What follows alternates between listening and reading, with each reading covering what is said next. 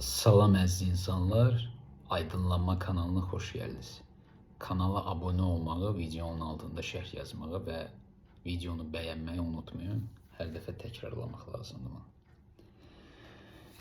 Mən sizə Hinduizm fəlsəfəsindən, mifologiyasından, dinindən danışmaq istəyirəm. Mənə görə ən möhtəşəm, ən belə qeyri-adi, rəngarəng, dərin mənaları olan bir fəlsəfədir, bir dindir, bir mifologiyadır. Birincisi onu deyim ki, bu mifologiya, din digərlərindən nə ilə fərqlənir? Baxın, tutaq ki, bir şey deyəcəm. Yəni mən əslində bir tarixçi kimi danışa bilərəm, yaxud da ki, bir mühazirə oxuya bilərəm. Mənə elə gəlir ki, maraqlı faktlardan, mənim özümə də maraqlı gələn faktlardan sizə danışsam, sizin üçün daha yaxşı olacaq, daha maraqlı olacaq. Nəinki mən oturum burada bir tarixçi kimi bir kitabda yazılanları sizə anlatmağa çalışım. Onsuz da gedib, məsələn, mağazalarda indi təzə-təzə buraxırlar kitabı. Hindistan fəlsəfəsi haqqında bir kitab var, sarı rəngdədir.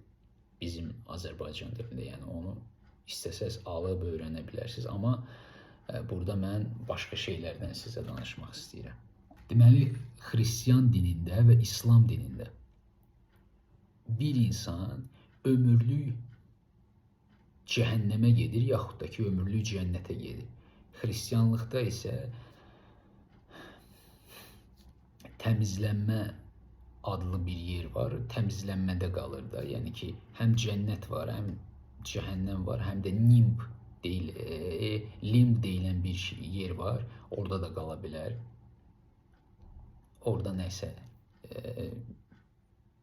yeni doğulmuş və Xristian olmayan uşaq orada qala bilər, başqa ruh qala bilər, təzəcə ölmüş bir uşaq qala bilər. Nəsə bu öz işləridir, fəlsəfələridir. Amma Hinduizmdə bu fərqlidir. Hinduizmdə nə deyilir? Hinduizm, indi bunlar gerçəkdir, yaxud da ki, gerçək deyil, əsas olan o deyil. Əsas olan odur ki, onların fəlsəfəsi, mifologiyaları, dinləri gerçəkliyin sizin psixikanızın, şuurunuzun, təbiətinizin, əslinizin, kimliyinizin, kainatın, kodların, simulyasiyanın, mistikanın, ezoterikanın, əslin, həqiqətin necə işlədiyini sizə başa salır. Hinduizmdə tanrılar var və asurlar, rakşaslar var. Tanrı, bilirsiniz ki, Hindistanda kastalar var da. Tanrılardır, bunlar kasta məsələn şeydir. 4 dənə kastadır, bu barədə özünüz də öyrənə bilərsiniz. İndi bu tanrılar nədir? Tutaq ki, çöllə gedirsiniz, çöldə yaxşı bir nur saçan bir insan görürsünüz. Görürsünüz, yaxşılıq eləyir, ədalətlidir, vicdanlıdır. Bax, bu Hinduizmə görə tanrıdır. Bir insan da görürsünüz ki, gözləri ora-bura oynayır, oğurlamaq istəyir, nəyisə əldə etmək istəyir, aldatmaq istəyir, xəyanət eləmək istəyir, yalan danışır, vəzifə istəyir, pul istəyir, güc istəyir. Bu isə asurdur. Asur iblis deməkdir. İblis, şeytanlar, iblislər. Və onların dediyinə görə hər birimiz, hər bir canlı bu təbiətlə bu dünyaya gəlir. Tutaq ki, bir uşaq asur kimi dünyaya gəlib. Görürsünüz, hansı uşaqdır? Yerində otura bilmir, vəhşilik eləyir, aqressiya göstərir, egoizm, yalan danışır, dəcəllik eləyir. Və biz düşünürük ki, bu yəqin bunun psixologiyasıdır. Valideynlər yəqin səhv baxılır. Xeyr, bu asur təbiətidir, iblisani təbiətdir. Siz elə fikirləşirsiniz ki, iblislər, şeytanlar, insanlar formasında yaşamır bu dünyada, yaşayırlar. Və bu fəlsəfə bunu bizə başa salır. İslam, Xristianlıq, Yahudi fəlsəfəsi bunu bizə başa salmır. Dinləri başa salmır bizə. Bu isə başa salır. Yəni siz bir insanı görəndə belə bir insanı 100% yaxın yanınızda var. Yaxınlarınızdan biri ola bilər. Bilin ki, bu Asur təbiətli bir insandır. Və bu tanrılarla Asurlar nə edirlər? Onlar bizim gerçəkliyimizdə yoxdular. Onlar metafizikadan da üstün olan reallıqdadılar. Və bu ardıcıllıqda, reinkarnə ardıcıllığında ən gözəl varlıq, reinkarnə ola biləcəyin, özünü dərk edə biləcəyin, bütün təcrübələri yaşaya biləcəyin ən gözəl varlıq kimdir? Təbii ki, insan. Asurdur və tanrılardır. Növbədə durublar insan olmaq üçün. Növbədə. Təsəvvür edirsiniz? İnsanlar var, bu bədəni götürürlər, atırlar zibilxanaya. Deyirlər, mən özümü öldürəcəm, mən yaşamaq istəmirəm. Və anlamırlar ki, tanrılarla Asurlar növbədə durublar, oçeretdə durublar ki, bu bədənin içində yaşaya bilsinlər, insan kimi ola bilsinlər, insan təcrübəsini yaşaya bilsinlər. Çünki yalnız insan, heç bir metafizik üstün varlıq, Buddalar, Budda dünyaları və s. və yaxud da ki, o daosizmdə olan buludlu krallıqlar ki, orada ölümsüz ruhlar yaşayır. Heç birisi özünü dərk eləyə bilmir, aydınlana bilmir insandan başqa və hamısı insan olmağa can atır. Deməli, bunlar Yaponiyada bilirsiniz ki, özünə məxsus bir din var və Zen Buddizm də var orada. Bu varlıqlar, tanrılar və Asurlar formalaşmaq istəyir. Çünki insan olaraq bir təcrübə yaşayacaqlar, həm də ki, azad ola bilərlər. Yenə deyirəm, tanrılar belə ölümsüz deyil. Onlar belə enerji bitir və deyir ki, Buddizmdə deyir ki, şeytan, iblis kimi yaşamaq daha yaxşıdır. Çünki sən əzab çəkməyəcəksən. Əzaba öyrəşirsən də, amma sən tanrı kimi nəyi demək istəyirəm? Baxın, tutaq ki, bir insandır, burada yaşayır. Namaz qılmır, dua eləmir, heç nə eləmir, amma yaxşılıqlar eləyir və s. Çox yaxşılıqlar eləyir. İnsanlara kömək eləyir, mülayimdir, safdır, meditasiya filan eləmir. O, tanrılar kimi reinkarnə olacaq və ən azından 1000 il ərzində keyf çəkəcək. Amma məsələ ondadır ki, o əzab görməyəcək, keyf çəkəcək və düşəcək aşağı. Bu 1000 il qurtaranda, 1000 il qurtaranda, təsəvvür elə ki, sən 1000 il xoşbəxtsən də, 1000 il necə keçəcək sənin üçün? Tez keçəcək, elə deyilmi? Bu qurtaranda, bu heç vaxt əzabla qarşılaşmayıb deyə əzab çəkməyə başlayacaq və yanacaq. Ağrı, acı, dözülməz əzab hiss eləyəcək. Bildiniz? Bu varlıq isə, məsələn, iblisani dünyalarda, yəni yeraltı dünyalarda reinkarnə ola bilər. Ölü ruhlar kimi, ac ruhlar kimi və elə də yaşayacaq. Deməli, bu tanrılar və Asurlar formalaşır. Və bu tanrılar və Asurlar bir-birləri ilə Hinduizm mifologiyasında daima mübarizədədirlər. Gah tanrılar qalib gəlir, gah Asurlar qalib gəlir və daima mübarizə gedir. Zərdüştün fəlsəfəsi eramızdan əvvəl 7-ci əsr Əhriman Hormuzd. Yəni, xeyir və şərin mübarizəsi. Xeyir və şər daima bir-biri ilə mübarizədədir. Bunlar bir-biri ilə savaşırlar. Nə baş verir sonra? Sonra o baş verir ki, bu müharibə tanrılar və Asurlar arasında əbədiyyən davam edir. Yəni, bu nə deməkdir? Bu deməkdir ki, bu dünyada ziddiyyətlər olmasa, bir-birinin ziddi olmayan anlayışlar, fəlsəfələr, sözlər, sxemalar, naviqasiya və s. sistemləri olmasa, coğrafiya və s. lokal yerlər olmasa, o zaman hər şey dağılacaq. Gerçəklik ziddiyyətlərin mübarizəsi üzərində qurulub və tanrılar Asurlarla bir-biri ilə savaşırlar. İndi Hristiyanlıqda, İslamda peyğəmbərlik fəlsəfəsi var. Və bunlar düşünürlər ki, buradakılar hinduistlər səhvdirlər. Onlarda avatar var. Güya ki, tanrılar çoxdur və formalaşa bilərlər. İnsan ola bilərlər. Mən isə sual verirəm. Allah məgər qüdrətsizdir, gücü yoxdur? Allahın o qədər qüdrəti, gücü var ki, o insan kimi avatar formasında formalaşa bilər. O istəsə özünü tanrılara da parçalayıb müxtəlif tanrılar vasitəsilə yarada da bilər. Yəni Allahın belə bir gücü var. Allah bu gücə sahibdir. Və sadəcə bunlar anlamır ki, sizdə peyğəmbər fəlsəfəsi, onlarda avatar fəlsəfəsidir. Həmin o Krishna da bir peyğəmbər kimi bir şey. Sadəcə bunlar deyir ki, Allah bunlarla uzaqdan uzağa məsafəli şəkildə danışır da, məsafəli şəkildə ünsiyyətdədir, məsafəli şəkildə bir münasibətdədir. Bunlar isə deyir ki, Allah formalaşa da bilər. Bunlara görə Allah birdir, bunlarda da elədir. Amma Allah müəyyən Trimurti şəklində, Shiva, Brahma, Vishnu şəklində özünü də yarada bilər.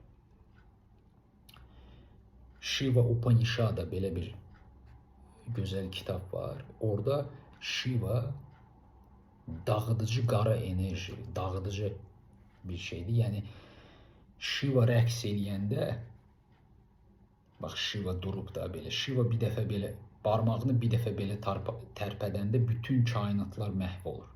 Bir dəfə belə tərpətdi, bir dəfə belə tərpətdi. İndi bu elm adamları deyir ki, qara enerji 95%-dir, naməlum bir enerjidir. Bax o qara enerji məcazi mənada elə Shiva'nın gücünü göstərir. Shiva dağıdıcıdır. Qara enerji çox lazımdır da, 95% ondan ibarətdir. Amma bunun nə olduğunu, nəyə görə lazım olduğunu elm adamları hələ də anlamır. Shiva dağıdıcı enerjidir. Yenə deyirəm, bir dəfə belə eləyən kimi hər şey dağılır. Deməli, Shiva bir gün nəsə yaratmaq istədi. Oturmuşdu, əbədidir də, sonsuzdur. Dedi ki, bir şey yaradım da.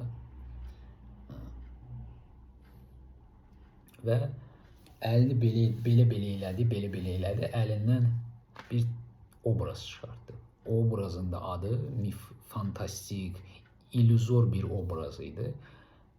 Atomlardan ibarət bir obraz idi. Obrazın da adı Brahma idi. Brahmanı belə götürdü.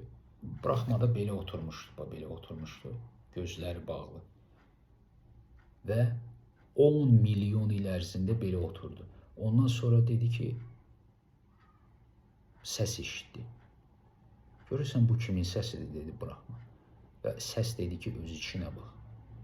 Öz içinə baxan Brahma daha 10 milyon il ərzində öz içinə baxdı. Səs yoxdur artıq və gördü ki, bədəni var, özü var, başı var. Brahma bunu gördü. Sonra Brahma gördü ki, təkdir. Heç kəs yoxdur, heç nə yoxdur. Deyir, mən nəsə yaratmalıyam da və götürür qarnının içindən, yəni qarnının içində bir şey yaradır. Nilufər gülü çıxır göbəyindən, Nilufər gülü.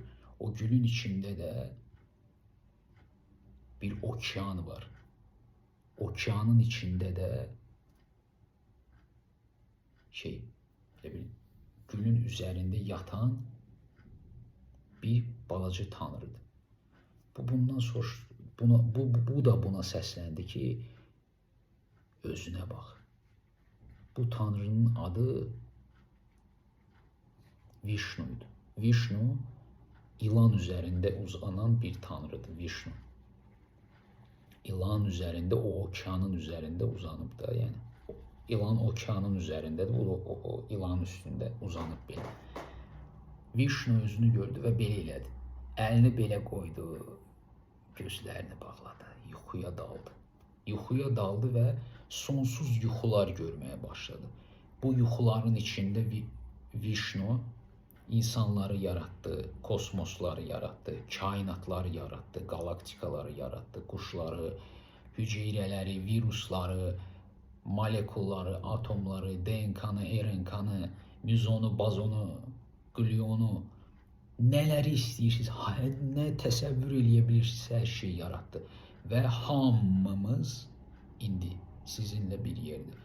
Vishnu'nun yuxusunun içində olan, bax belə, şar formasında üzən, belə, yavaş-yavaş üzən, o necə ki, balaca uşaq belə eləyir, o şeyi, köpük çıxır, belə şar. Bax, onun kimi üzən toplarıq, illüziya topları. Onun yuxusunun içində üzürük, bax belə. Bu yumrudur deyə ona görə heç nə görmək olmur da. Görə bilmirik. Və nə baş verdi burada? Vishnu bunları yarattı yuxusunun içində. Sonra dedi ki, Allah mən yaratmışam bunları. Bütün varlıqları da hamısını, cini, şeytanın, nə bilim, hamısını yarattı. Mənəm. Qürurlanmağa başladı.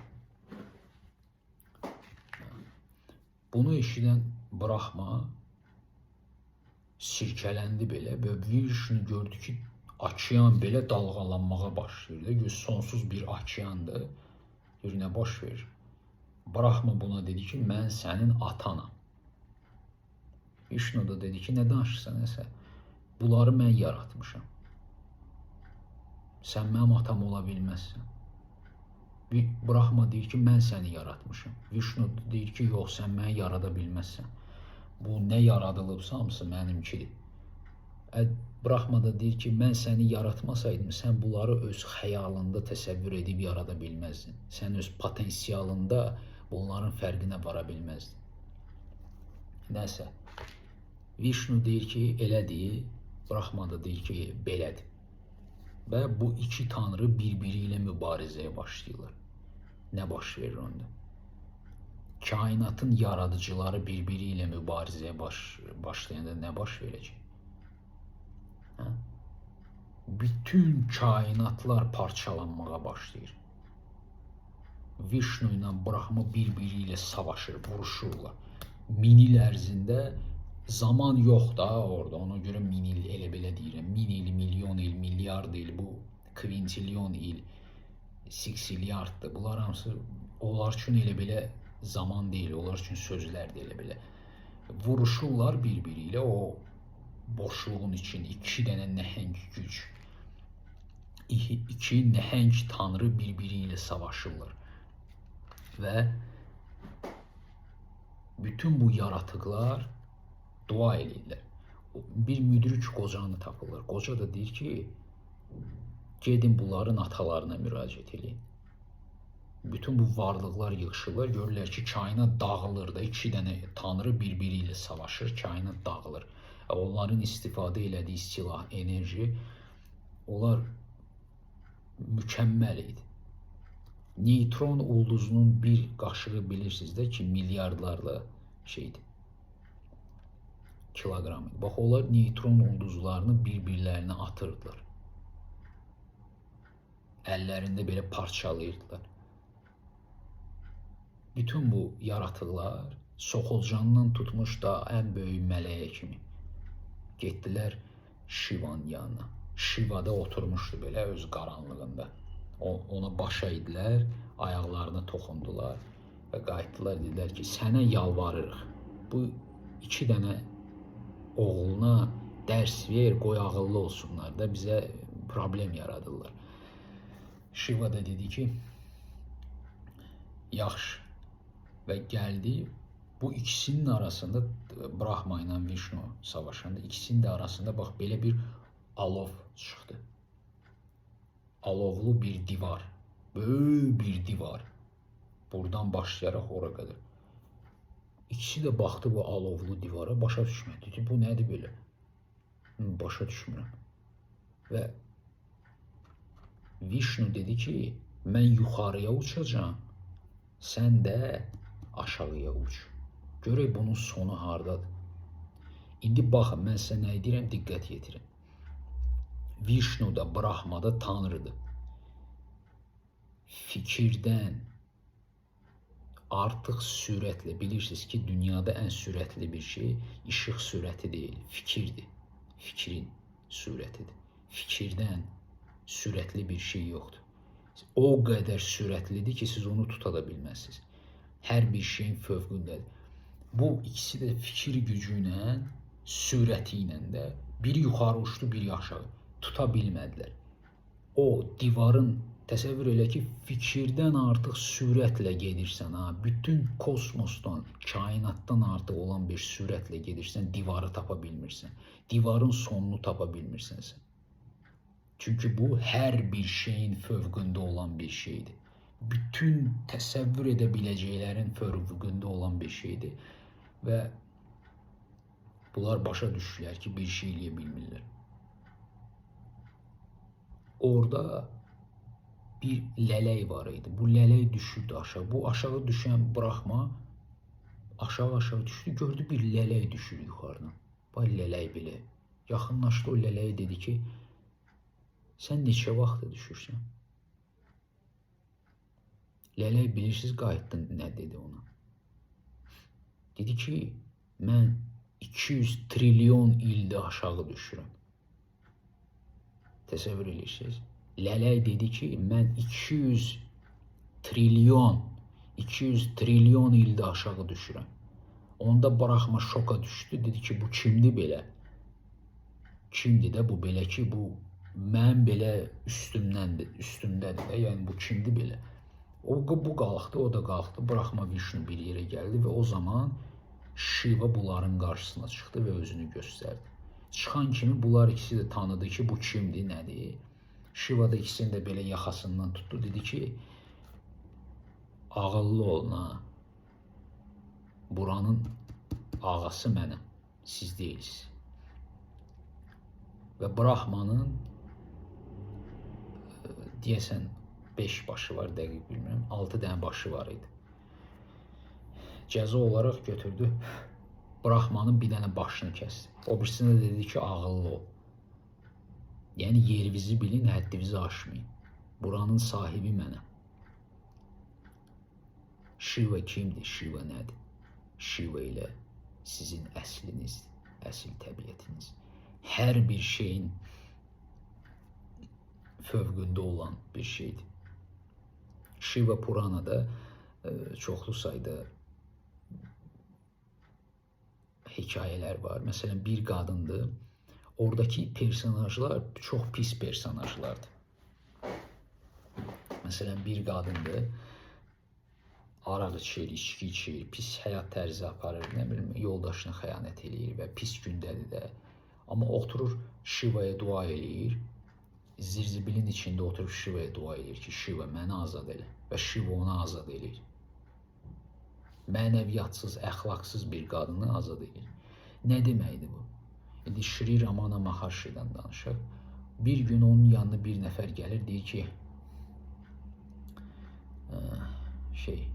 mən bilirsiniz də, quru, deyir ki, mənim yol şeyim var, qonşum, onun gözəl həyat yoldaşı var. O məndə şəhvət yaradır, onunla cinsi əlaqədə olmaq istəyirəm. Shri Rama, amma özünü tuturam da, o olmaz, bu günahdır. Shri Ramana Maharshi dedi ki, nə istəyirsən eləyə bilərsən. Deyir, onu yadında saxla ki, sən onunla cinsi əlaqədə olsan belə, sənin təbiətin mükəmməldir, onsuz da sən kamilsən, möhtəşəmsən. Nə deməkdir bu? Bu Shiva'ya əsasən baxsaq da, o deməkdir ki, sizin, yəni onlar əslində həqiqəti deyil, düzdür, bunu çox adama demək olmaz, çünki bu təhlükəli bir şey. Sən nə qədər murdar şeylər yaşasan da, nə qədər iblis, asur təbiətli olsan da, bunların heç birisinin əhəmiyyəti yoxdur. Bunlar illüziyadır, yuxudur. Karması belə qalmır, silinir gedir sənin əsl təbiətində. Karma belə işləyə biləcək, işləyəcək. Amma sən kökünün, mənbəyinin tapılmasını görmüsənsə, tapmısansa, aşkar eləmisənsə, o zaman bu karma sənə bağlı olmayacaq. Hələ ki sən özünü tanımırsan, bilmirsən, dərk eləmək istəməmsən öz mənliyini, karma sənə bağlıdır. Sən karma ilə, determinizmlə bir yerdə hərəkət edirsən bu dünyada. Karl Rensin dediyi kimi. Yəni, ona görə bir çox personajlar orada azad olurdu. Və tanrılar da, asurlar da hamısı tanrı da, yəni böyük tanrıların içində Indra da var. Krishna da görürsüz gəlir dünyaya. Nəyə görə Krishna gəlirdi? Rama gəldi, Krishna gəldi. Niyə görə? Çünki onların Hinduizmin dediyinə görə dünyada balans qorunmalıdır. Şər xeyrə qalib gələndə Tanrı avatar formasında formalaşır və gəlir şərin başına qapaz vurur. Yəni ilahi balansı saxlamağa çalışır. İndi biz belə şeylərə inanmırıq. Deyir, baş şey dəşib. Gic-gic danışıblar da, gic-gic fantaziyalara inanıblar. Görün, dünya nə gündədir. Henry Kissinger adında bir siyasətçi var idi. 1923-cü ildə dünyaya gəldi, 2023-cü ildə vəfat elədi. Bir çox insanın ölümünə səbəb olan, xoşum gəlmədiyim bir siyasətçidir. Nə olsun, yaşayıb da, indi bunu deyəcəklər ki, görsən bu qədər yaşayıb. Hanı sənin Krishnan, hanı sənin avatarların? İnsanlar inanmırlar artıq belə şeylərə. Deməli, bu əslində o demək deyil ki, gerçəklikdə gəlir Krishna, Rama gəlir bura. Yox, bu o deməkdir ki, sizin şuurunuzda bu proses, kosmik maştabda sizin şuurunuz güzgüdür, möhtəşəm, hər bir şeyin fövqündə olan, çərçivəsiz olan ruh dediyimiz bir şeydir, bir məfhumdur. Orada baş verir bütün bu hadisələr.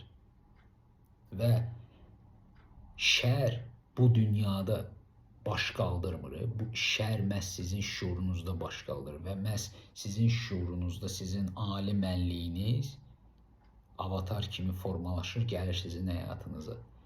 Məsələn, sən zirzibilin içində qalmısan, çıxa bilmirsən bu yerdən. Bir də görürsən ki, kimsə gəlir sənə deyir ki, bunu elə, get o tərəfə, burada oturma.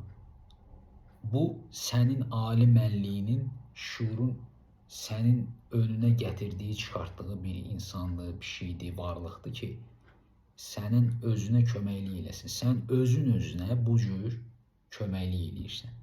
Sən özün özünü bu cür üsullarla yönəldirsən. Amma yenə deyirəm, bunu çox adama demək olmaz, çünki anlamayacaqlar onsuz da. Bu güzgü deyil. Sadəcə o deməkdir ki, şuur, sənin şuurun sənə kömək eləmək üçün bu insanları sənin qavrayış sahəsində yaradır, gətirir, çıxardır. Məsələn, mənəviyyatsızları görsən, şər artır. Sənin şuurun avatar formasında, Krishna olmasın, tutaq ki, əl-öfsət olsun, hikmət olsun, nə bilim, olsun, nicat olsun, Firdovsi olsun, ya Mikail olsun. Kim olur olsun, gələcək Krishna elə odur, o gəlir səni xilas edir. Bu, sənin şuurunda baş verən bir prosesdir. Bütün bu metafizik proseslər sənin şuurunda baş verir. Adəmin, Həvvanın düşməsi, saflığın itməsi, bu sənin şuurunda baş verir. Bu belə baş vermir.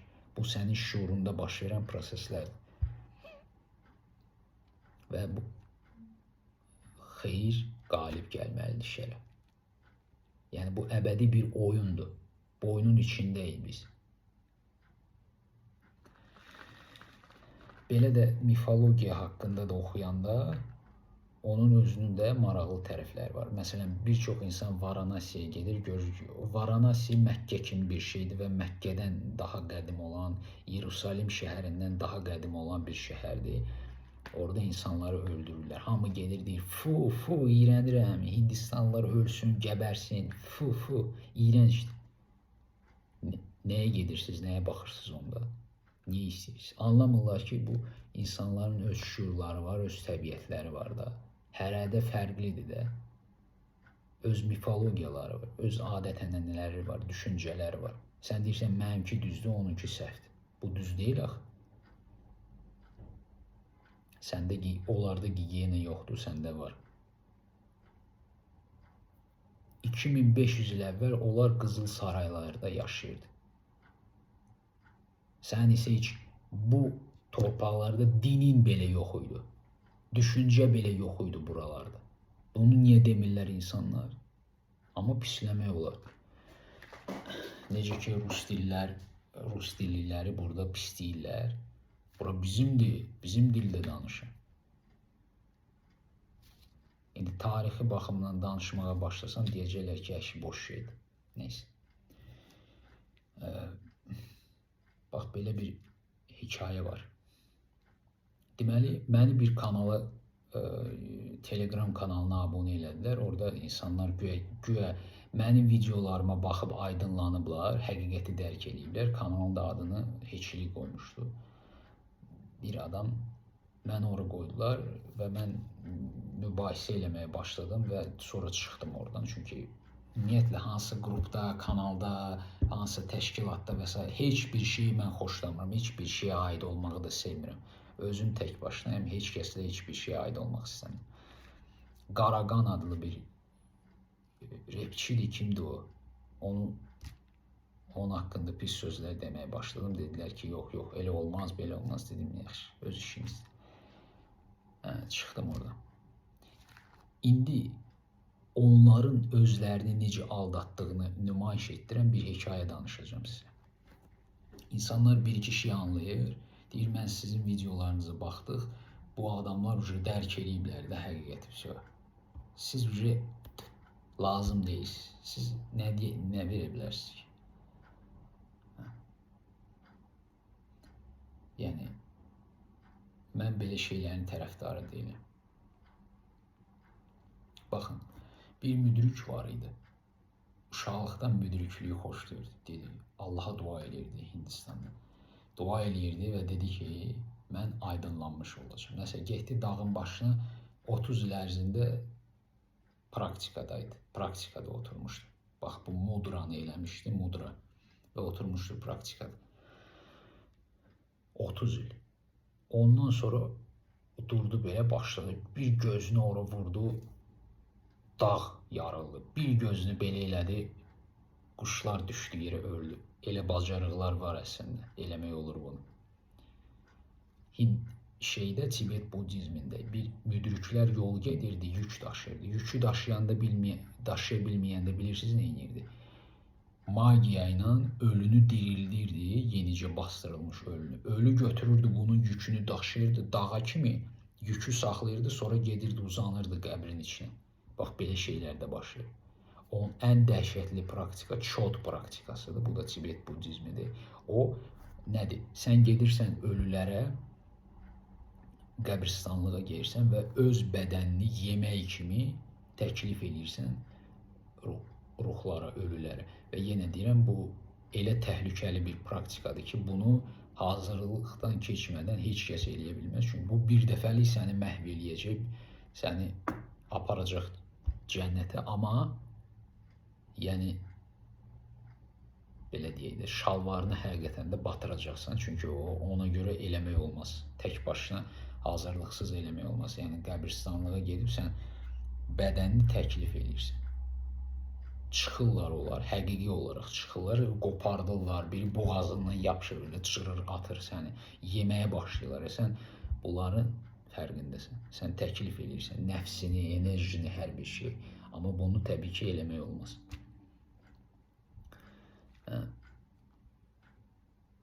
Nə deyirdim mən? Bu müdrik nəsə onu öldürdü, bunu öldürdü. Sonra gəldi Brahmanın yanına, dedi ki, Brahma, mən ağayam, amma mən bilirəm necə eləmək lazımdır. Mən aydınlanmışım. Mən səni də saymıram. Mən artıq aydınlanmışım. Brahma da dedi ki, yoxladı onu, gördü, bilir, dedi, yaxşı get. Shiva'ya müraciət elədi. Shiva da dedi ki, deyir, mən elə özünü müdrik sayan, aydınlanmış sayan çox adam gördüm. Gör, indi mən bunun başına nə oynaşıram. Shiva, tanrıların tanrısı. Sənin özündən xəbərin yoxdursa, səni bax, aldatmaq 2-2-dir, bax, belə bir şeydir. Hələ bu 30 il meditasiya praktika eləyib, yəni elə belə adamdan söhbət getmir. Bizlərdən, sizlərdən söhbət getmir. Canını buna vermiş adam da, yüksək səviyyələrə qalxmış, nəfs mərtəbələrini aşmış bir insandır. Bu gedir yolundan bu müdrik ve görür ki bir saray var karşısında. Bu saraya girir, görür sarayda güzeller güzeli bir kadın oturur.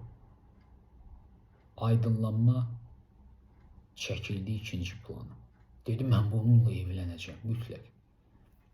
Yəni sən özünü aydınlanmış hesab eləyəndə həqiqəti dərk etmiş hesab edəndə, heçliyə varmışam, yaxud da ki, nihilizmi dərk eləmişəm, mənin olmadığını anlamışam, mən yoxam, həyat belədir, mən azadam, mən qüsurlardan xilas oldum, mən illərlə dua elədim və s. Gör indi səni, sənin iblisani ağlın necə aldadacaq.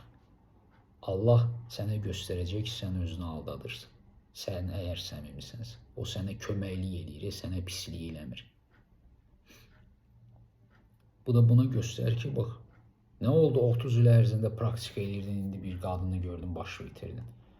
Nəsə dedi, hazırlanmalıyam, gedir, hazırlanır, paltar filan geyinir, tədbir keçirilir, gəlir.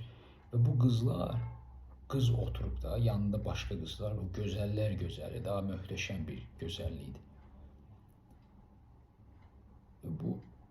Və onu da deyim ki, həyatda gördüyünüz bir çox formalaşmış, tərbiyəli, çox gözəl olan insanlar, qadınlar, kişilər, onlar da tanrılara aiddir. Bu elə belə bu gözəllik, bu ruh, bu görsən, oturursan, özünü yaxşı hiss edirsən onun yanında. Bu elə belədən verilmir. Elə belədən deyil bu. Ailədən, mailədən deyil bu. Bu nəsə gəldi bu adam, paltarını geyindi, dedi, gedim evlənəcəm o qadın. Nəsə şəhzadələr keçir bu qadın qarşısına və bu da keçir. Qadın buna baxır, başlayır belə-belə eləməyə. Hamı baxır, deyir, fu. Deyir, bu da müdrik də başa düşmür. Deyir, mən müdrikəm, nə oldu belə? Nə oldu, niyə mənə bəyənmirlər? Axı, təzə paltar giymiş. Gedir, güzgüyə baxır, görür ki, ay Allah, bu nədir belə? Görür ki, meymun üzüdür. Meymun. Deyir, ay Allah, bu nədir belə, nə baş verir? Və otağın içinə hardasa 1 metr 90 santimetr boyunda, əlləri belə olan, yekəpər, güclü, simmetrik bədənə sahib olan, göy-göz, çox gözəl, möhtəşəm bir kişi girir. Belə o model görünüşündə də çox möhtəşəm bir kişi girir. Qadın bunun əlindən tutur, deyir ki, ata, mən bununla evlənmək istəyirəm. Bu müdrik də baxır güzgüyə, görür ki, ay Allah, bu meymun üzü var məndə. Sonra ona baxır, o da ona çevirir, belə edir. Deyir, bə nə oldu? Bu göy-göz model görünüşündə olan bir kişi ona deyir ki, bəs nə oldu? Bəs deyirdim, mən aydınlanmışam. Onda o müdrik başa düşdü ki, bu Şivadır. Şiva istədiyi formaya, istədiyi şeyə girə bilər. Dedi, düz deyirsən. Və çıxdı, getdi. Ondan sonra daha 30 il ərzində praktika eləyəndən sonra aydınlandı. Bax, belə bir şey də olur. Bax, sizi belə aldadırlar. Zen Budizmdə bir insan var idi, 6 il ərzində praktika eləyirdi. Zadzendə oturursan, o ağ divara baxırsan, paduşkanın üstündə onların, paduşkanın adı yadımdan çıxdı, onun üstündə otursan, baxırsan, ağ divara, bu onların Zadzen adlı praktikasıdır, Zadzen. Və gəldi, burada mərasim keçirilirdi, vacib şəxslər gələcəkdi, o da belə eləyirdi, bu ustad belə eləyirdi, gördü, əlləri tərləməyə başlayır. Mərasimdir, bu keçirilməlidir, vacib şəxslər gəlir. Bu da qayıtdı, dedi ki, mən bacarmıram, mənsiz eləyim, mən getməliyəm, mən hələ hazır deyiləm. Getdi, 10 il ərzində praktika eləyəndən sonra yenə qayıtdı. Bildiniz? Yəni bu ağıl, əlləri əsirdi də, əlləri islanırdı, təşvişə, narahatçılığa görə. Yəni bu ağıl tam təmizlənməmiş səni səndən azad eləməyəcək. Ağıl əslində, bu diskursiv ağıl, iblisani ağıl bilirsən kimdir? Mən ona iblis deyirəm. Əslində o iblisdir, bəli. Amma o bilirsən kimdir? O sənə dərs deyən, səni müdrikləşdirən sənin müəllimindir. O ağıl sənin müəllimindir. O ağıl sənə deyir, bax, pul, məsələn, orada endirim var, o sənə deyir ki, endirimdir, yararlan, ged al onu. O şeytani üsulla, enerji vasitəsilə içimizdə olan lung larvalar, lung, əslində iblisin idarə etdiyində o sənə niyə görə deyir? Çünki o sənə bunu deyir, sən gedirsən, zibilə düşürsən və öyrənirsən. Başa düşdün? Zibilə düşürsən və öyrənməyə başlayırsan. Zibilə düşürsən və dəyişilirsən. Zibilə düşürsən və yeni şeylər öyrənirsən. Yəni bu iblisani ağıl sənə köməklik edir. Səni mənasızlığa, depressiyaya, apatiyaya salır, ora salır, bura salır. Necə ki bir insanı vura-vura döyürsən, başa salırsan, o da səni elə başa salır. Bu da bunun işidir. Allah onu ona görə qoyub ki, o səni idarə eləsin. O sənə deyir, məsələn, görsən kart, insanlar kart oynayır da, get kartla pul qazan. Sən o zibilə düşürsən və sən yenilənməyə, nəsə öyrənməyə, dəyişməyə başlayırsan və bu dünya da belədir. İndi sonuncu bir hekayəni danışım. Nəsə bu tanrılar, asurlar bir-biri ilə mübarizə aparır da, bilirsiniz.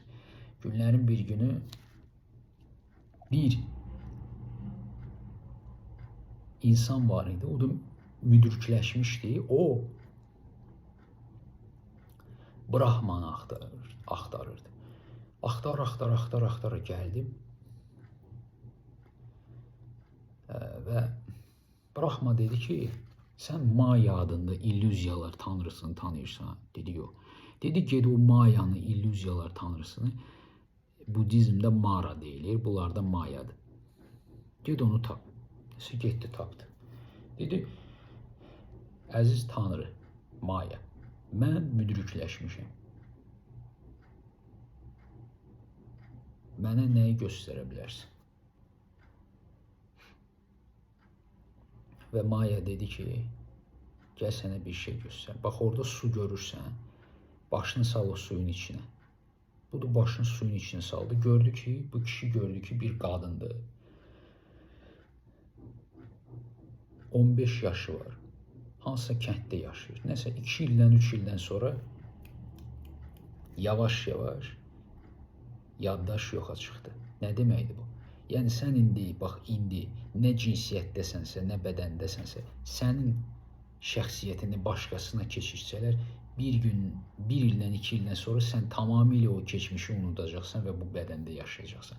Buna aid olan bir aktyorun adı yadımdan çıxdı, belə bir filmdə var, bir bədənin o bir bədənə keçirilir. Bu həqiqətən də elə işləyir. Yəni sən unudursan tamamilə, sən bunda yaşamağa başlayırsan. Çünki mənlik stabil bir şey deyil. Mənlik deyilən bir şey yoxdur. Mən dəyişilən bir şeydir. Bu da gördü ki, 20 yaşı oldu. Bunu evləndirdilər. Uşaqları oldu, böyüdü. Ora getdi, bura getdi. Axırda nəvələri oldu. Gördü ki, 70 yaşında qoca bir nənədir. Özünü nənə hesab edirdi. 70 yaşında nəvələr var və günlərin bir günü bunlara hücum elədilər və nənəni öldürmək istəyəndə birdən-birə bu başını suyun içindən çıxartdı. Gördü ki, ay Allah, bu nədir belə? Mən neyinirəm burada? Qayıtdı Mayaya, dedi ki, mən 70 il yaşamışam, mənim uşaqlarım var, mənim nəvələrim var. Hanı bunlar? Mənim adım budur.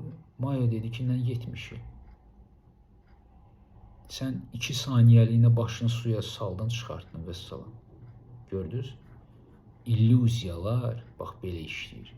Bu da elə mürəkkəb illüziyadır ki, yuxuda yenə buranın illüziya olduğunu dərk eləyə bilirsiniz. Mən yuxuda uyanmışdım, qalxmışdım 11-ci mərtəbəyə, oradan atmışdım özümü aşağı. Enmişdim, dedim, yenə qalxacağım, yenə atacağım. Belə maraqlı bir təcrübə idi. Qalxırdım, atırdım özümü aşağı, xoşum gəlirdi. Uça da bilirdim, tullana da bilirdim. Bura amma mürəkkəb illüziyadır. Və dəfələrlə demişəm ki, həyat yuxudur və onun yuxu olduğunu, illüziya olduğunu sizdən həmişə gizlədəcək ki, siz onun nə olduğunu bilməyəsiniz. məntiqlə, elmi üsullarla, fəlsəfələrlə, hər cür yalanlarla həyat sizdən buranın illüziya olduğunun, yuxu olduğunu gizlədəcək. Ki siz inanasınız ki bura gerçəkliyidir, reallıqdır və yatasınız. Yat, yat, yat. Sən evdəsən, sən insansan, sənin ailən var, sənin ruhun, uşaqların, işin, pulun, problemlərin, acıların, ağrıların, travmaların, şəxsiyyətin var. Fəlsəfələr var, Allah var, köməkliyi olacaq, cin, cənnət və s. və s. Yat, yat, yat. Elm var, yat, yat. Kuantum fizikası bütün problemləri həll eləyəcək. Yat, yat, yat, yat, yat, yat, yat, yat, yat, yat, yat, yat. Milyard dəfə təkrar olundu. İndi isə gəlin əsl həqiqəti danışaq. Bu gerçəkliyi siz yaratmışsınız. Bu gerçəkliyi yaratmaq üçün sizin sonsuzluğunuz var idi. Əbədiliyiniz var idi. Burada atomlar belə yox idi. Burada hissələr belə yox idi. Burada heç nə yox idi. Buranı siz yaratdınız. Və yatdınız bunun içində. Elə dərindən yatdınız ki, bax o Shiva, Brahma, Vishnu elə sizsiz. Sadəcə siz dərinlikdə yatmışsınız. Xorulduyursunuz bax belə. Dərin yuxunun içində. Və buranı gerçək hesab edirsiniz. Siz Alisa möcüzələr diyarında deyil bura. Siz düşünürsünüz ki bura gerçəkdir, mənim problemlərim var, mən öləcəm, ay Allah. Xeyr. Bura yuxudur. Ona görə burada fəlsəfə, məqsəd, məna axtarmayın. Rahat olun. Hər gün bura yuxudur. Fəlsəfələr, inamlar, hamısı oyundur, oyuncaqdır, maraqlıdır. Oynayın, oynayın, o maraqdır, oynayın, oxuyun, oynayın, əzbərləyin, oyun oynayırsınız. Telefonda oyun oynamaq, filosofluq eləmək arasında fərq yoxdur. Danışmaq, hadisələr filan. Amma siz yatırsınız hər dəfəsində. İndi də yatırsınız. Siz yatmışsınız. Yatdığınızı düşünmüsünüz. Sonra yenə yatdığınızı düşünmüsünüz. Sonra yenə yatdığınızı düşünmüsünüz. Sonra yenə yatdığınızı düşünmüsünüz. Belə. Və indi buradasınız. Heç başa düşmürsünüz ki, bura niyə gəlmişsiniz, necə gəlmişsiniz, mən bu dünyaya niyə gəldim. Deyirsiniz, karma var, qohumluq əlaqələri var, reinkarnasiyalar var, ruh var, ruhun səyahəti. Bunlar hamısı yuxudur, sən yatmışsan bunların içində. Milyard illər yoxdur, trilyonlar yoxdur, Shivalar, Brahmalar, Vishnular, bunların heç birisi, heç nə yoxdur burada. Heç vaxt heç nə olmayıb, sən yatmışsan. Mənim danışdıqlarım hamısı mənim uydurmamdan, yalanlarımdan başqa bir şey deyil. Sən yatırsan, dərin yuxudasan. Yuxuda olduğunu bilmirsən. Belə bir şey dediyim ki, mən yuxudaydım, oyanmağa çalışdım. Nəsə, başa düşdüm ki, bura yuxuda oyanmaq lazımdır. Güzgüyə baxıram, bura baxıram, əlimi dişləyirəm, oyanıram. Deyirəm, hə, bu belədir. Gedirəm belə. Nəsə, oturmuşam stolda belə. Deyirəm, yox, burada nəsə düz deyil, nəsə qəribədir. Götürəm, yenə dişləyirəm əlimi, oyanıram. Dedim, aha, o yuxuydu, bu gerçəkliyidir. Yenə gedirəm, görürəm, hər bir şey yerindədir, hər bir şey düzdür, normaldır, bəli. Və görürəm ki, bu səhv işləyir. Dedim, aha, bu yuxudur, yenə yuxudur. Yenə oyanıram və yenə inanıram ki, oyanmışam. Əslində yeni bir yuxudayam. Yenə oyanıram, yenə inanıram ki, yuxudayam. Yenə oyanıram. Dedim, oyanmışam, yenə yuxudayam. Yenə yuxudayam. Yenə. Dayanmadan yuxular davam eləyir. Bir-birinə girən hadisələr, elektronlar, protonlar, uydurmalar hamısı bir-birinə girir, yaranılır, yox olur. Zaman, məkan, həyat, ölüm, heç bir şey yoxdur. Amma bunun fərqinə varmaq olmur. Çünki mən yoxam. Əsas məsələ budur da, biz bunu görmürük. Dəhşəti ona görə yaşayırıq. Mən yoxam. Kim ölür, kim öləcək? Bax, mistika elə budur. Sizə danışılan başqa şeylər cəfəngiyatdır. Sualları olan yazsın, yazmayan da bilsin ki, yatmağa davam edin. Ölülər, yuxunuz şirin olsun. Vəssalam.